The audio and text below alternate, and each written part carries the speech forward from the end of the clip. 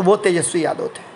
अब जबकि नीतीश कुमार ने एक बार फिर से भाजपा से नाता तोड़कर तेजस्वी यादव के साथ सरकार बनाई है, तो उसके बाद से विश्वास मत से पहले ही ये बात भारतीय जनता पार्टी की तरफ से लगातार कहा जाने लगा है कि ये सरकार नहीं चलेगी। भाजपा के नेता और संगठन के पदाधिकारी नीतीश कुमार नहीं बल्कि तेजस्वी यादव और उनके मंत्रियों पर हमलावर हैं। आपने देखा होगा कि लगातार पूरी तरह से लालू परिवार हो या फिर तेजस्वी यादव के खेमे के मंत्री हों, वो सारे लोग भारतीय जनता पार्टी के टारगेट पर हैं। आपको बता दें कि 24 अगस्त को विश्वास मत हासिल करना है और विश्वास मत हासिल करने में कहीं कोई दिक्कत नहीं होने वाली है। लेकिन भारतीय जनता पार्टी को इस बात की अभी भी उम्मीद है कि नीतीश कुमार कभी भी तेजस्वी यादव के साथ अलग हो सकते हैं, क्योंकि दोनों में कहीं ना कहीं ईगो क्लैश होगा और टकराव भी होगा। हालांकि नीतीश कुमार तेजस्वी यादव के साथ एक अलग तरह का व्यवहार कर रहे हैं, जो व्यवहार पहले कभी देखा नहीं गया है। पहले बार भी जब वो तेजस्वी यादव के साथ मंत्रिमंडल बनाए थे तब भी इस तरह की बात देखने को नहीं मिली थी, और तेजस्वी यादव की हर बात को लेकर के नीतीश कुमार कहीं ना कहीं मुखर होकर के बातें भी कर रहे हैं। लेकिन दूसरी तरफ जो भारतीय जनता पार्टी के तरफ से हमले किए जा रहे हैं वो नीतीश कुमार पर कम बल्कि नहीं के बराबर हैं और तेजस्वी यादव पर ज़्यादा हो रहे हैं। इन हमलों में कहा यह जा रहा है कि भारतीय जनता पार्टी ने 2 खेमा तैयार किया है। एक खेमा जो भारतीय जनता पार्टी से अलग है लेकिन भारतीय जनता पार्टी के लिए काम कर रहा है, वो है चिराग पासवान और आरसीपी सिंह। इन दोनों को जिम्मेवारी मिली है कि वो नीतीश कुमार को टारगेट करें और नीतीश कुमार पर लगातार हमला करते रहें। और दूसरी तरफ भारतीय जनता पार्टी, राष्ट्रीय जनता दल और उनके खेमे के मंत्रियों पर हमला करें।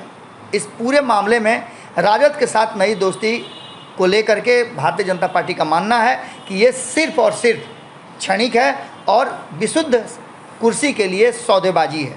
लंबे समय तक ये अस्थायित्व के साथ नहीं रहेगा। इसमें पूरी रणनीति तेजस्वी यादव और उनके मंत्रियों को हमला करके और उनके नाकामियों को निकाल करके, उनके भ्रष्टाचार को निकाल करके भारतीय जनता पार्टी एक बार फिर से नीतीश कुमार को मजबूर करना चाहती है कि वो पाला बदलें। जदयू सुप्रीमो नीतीश कुमार चिराग पासवान और आरसीपी सिंह के निशाने पर हैं और दोनों जम करके हमला भी कर रहे हैं। इस टकराव की स्थिति में भारतीय जनता पार्टी नीतीश कुमार के साथ संबंधों को खराब करना नहीं चाहती है। आपको बता दें कि इस पूरे मामले में जो भी लोग हैं वो लगातार भारतीय जनता पार्टी के टारगेट पर हैं और वो राष्ट्रीय जनता दल के नेता हैं। इस बीच में आपको बता दें कि हमले की सबसे बड़ी वजह है कि भारतीय जनता पार्टी लंबे समय तक सरकार में रही है, केंद्र में भी उसकी सरकार है और उसके पास सारे आंकड़े हैं। वहीं दूसरी तरफ जो कमी रह गई है राष्ट्रीय जनता दल में और तेजस्वी यादव में कि उनके थिंक टैंक में जो सीमित लोग हैं वो कहीं ना कहीं इस बात के तरफ पूरी तरह से तैयार नहीं थे कि वो भारतीय जनता पार्टी के खेमे के मंत्रियों को, भारतीय जनता पार्टी के नाकामियों को का जो डाटा संग्रह है वो कर सके। न उनके पास इस तरह का कोई प्रमाण है जिसको लेकर के वो हमला करेंगे। हमला का रास्ता जो है वो कुछ ही बिंदुओं पर है, जैसे हिंदू मुस्लिम की बात कर लें, मंदिर मस्जिद की बात कर लें या फिर आरएसएस की बात कर लें। यही वो मुद्दे हैं जिस पर राष्ट्रीय जनता दल के प्रवक्ता या नेता हमला करते हैं। लेकिन वास्तविकता ये है कि भारतीय जनता पार्टी का हमला पूरी तरह से कागजी हो रहा है। जिस तरह से आपने देखा कि सुशील मोदी एक बार फिर से वापस आ गए हैं और उन्होंने सबसे पहले हमला नीतीश कुमार और तेजस्वी यादव की सरकार में जो सबसे अहम हैं, यानी कि प्रदेश अध्यक्ष जो हैं जगदानंद सिंह, उनके पुत्र पर हमला किया गया और उस हमले के समय पूरे सबूत के साथ सुशील मोदी आए और मीडिया से बात किया। इतना ही नहीं, ये मामला उस समय का था जब सुधाकर सिंह उस समय भारतीय जनता पार्टी का अंग हुआ करते थे, भारतीय जनता पार्टी में थे। लेकिन खैर इन सब बातों से आगे अब जो नई रणनीति है, नई योजना जो बनी है, उसमें कहीं ना कहीं भारतीय जनता पार्टी एक बात को लेकर के पूरी तरह से आशान्वित है कि नीतीश कुमार लंबे समय तक नहीं रह सकते हैं तेजस्वी यादव के साथ। और ऐसी स्थिति में तेजस्वी यादव पर एक बड़ी जिम्मेवारी और जवाबदेही है कि वो कैसे निपटते हैं।